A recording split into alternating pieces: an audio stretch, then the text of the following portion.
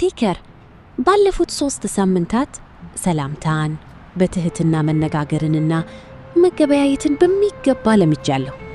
ዛሬ ደግሞ በአራተኛው ሳምንት መጀመሪያ ቀናችን ወደ አዲስ ቦታ ሄጄ መንገድ ቢጠፋኝ ወይም አንድን ቦታ መፈለግ ብፈልግ፣ ለምሳሌ ባንኩ የት ነው ወይም ሽንት ቤቱ የት ነው ብዬ በእንግሊዝኛ እንዴት ነው መጠይቀው?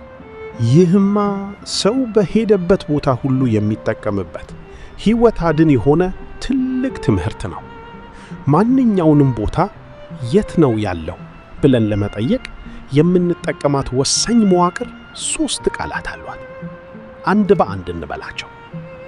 where is the በአንድ ላይ ሲነበብ where is the ይባላል። እስኪ ቀስ ብለሽ በዩ። where is the where is the ትርጉሙ የት ነው ያለው ማለት ነው ቲቸር? 100% ትክክል ነሽ። where ማለት የት ማለት ሲሆን is ማለት ደግሞ ነው ማለት ነው። ስለዚህ where is the ካልሽ በኋላ የምትፈልጊውን ቦታ ስም ማስገባት ብቻ ነው። ለምሳሌ ሽንት ቤት በእንግሊዝኛ restroom ወይም ቶይሌት ይባላል። ሽንት ቤቱ የት ነው ለማለት እንዴት ያለሽ?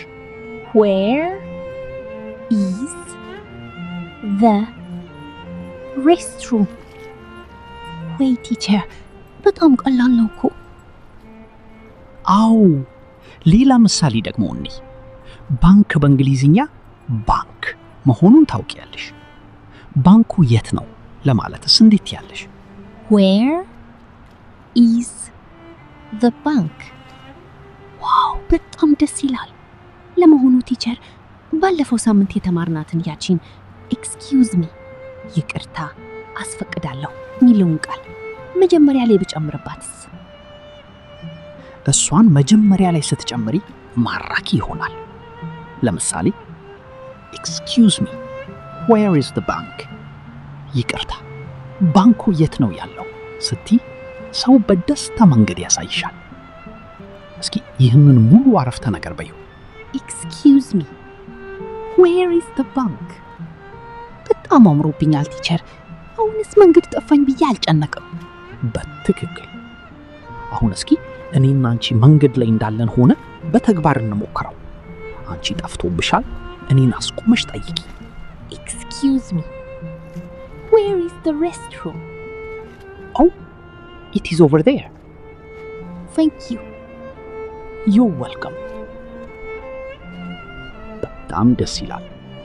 አሁን ደግሞ ሁሉ ጊዜ ከኛ ጋር አብረው የሚማሩትን ተከታታዮቻችንን በተግባር የምንፈትንበት ሰዓት ነው። እስቲ እናንተም የአራተኛውን ሳምንት የday 1 ትምህርትን በተግባር ለመለማመድ አሁኑኑ ኮሜንት ላይ ተሳተፉ።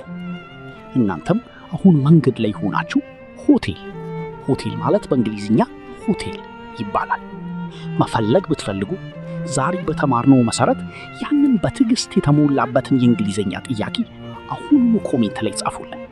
ተከታታዮቻችን በትክክል እንደገባችሁ የምናውቀው በኮሜንታችን ነው። ተረካክታችሁ አሁኑኑ ኮሜንት ላይ ጻፉልን። የሁላችሁንም መልስ እኔና ቲቸር በጥንቃቄ እናነባለን። ይህ ቪዲዮ ከተመቻችሁ ሼር እና ላይክ ማድረግ እንዳትረሱ። ልክ ነሽ። በየቀኑ እንደዚሁ ደረጃ በደረጃ አብረን የምንማርበት ትልቅ ማህበረሰብ አለን።